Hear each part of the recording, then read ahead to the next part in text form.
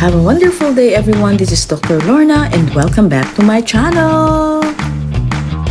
Ngayon naman ay mamamasyal tayo sa kanilang open mall. This is near our hotel. Ihahatid ka dito ng service ng hotel, then ibabalik ka rin niya. May pick-up point at may pick-up time.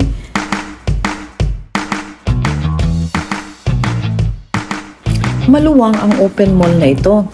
Marami kang makikita na typical rin lang dito sa Bali. Maganda ang panahon dito pagdating namin. Diyan sa Pinas, sobrang init. Ito yung 40s to 50s ang temperature natin dyan.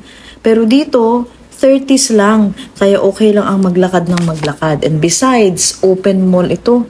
Marami ka rin makikitang mga bibili at makakainan.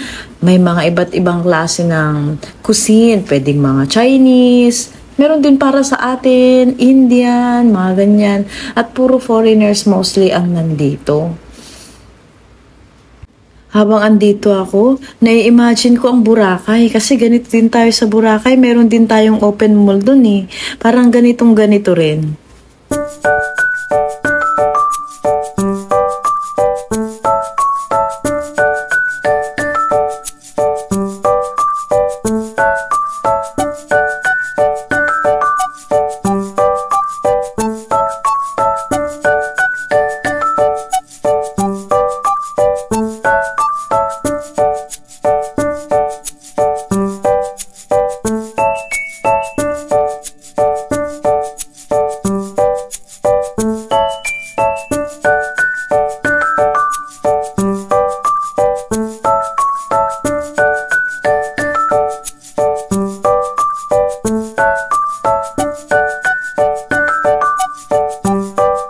Since hindi kami familiar sa lugar, kamuntik kaming nawala. Hindi namin alam saan kami nalabas, kung nasaan yung pick-up point namin.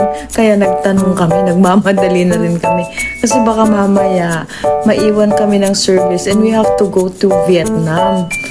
So, punta kami ng airport, papunta na kami in Vietnam right after this one.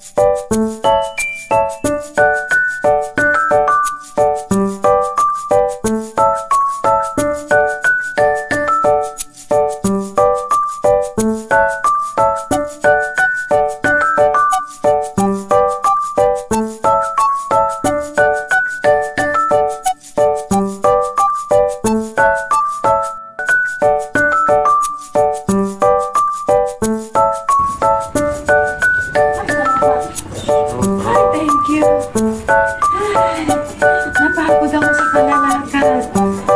Ito na, aircon na. Mabalik na tayo.